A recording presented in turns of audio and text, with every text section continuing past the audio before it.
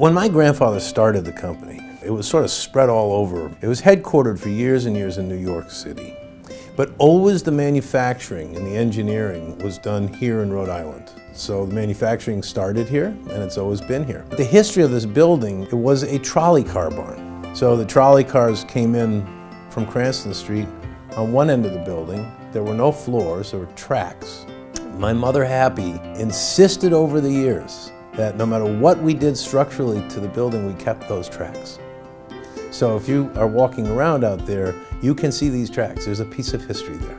Over time, I've learned, I grew up here, I was born and raised. I know Rhode Island, I love Rhode Island. To leave Rhode Island would be to leave these people, and I am not willing to do that. We do things very well here. That is not going to be duplicated anywhere else. So that's really why we're here, we're still here, and we will always be here. In so doing, we've really helped the community of Cranston, Rhode Island to develop and become safer and to help beautify it a little bit, if you will. You know, it's been a nice part to be able to give back to the city too.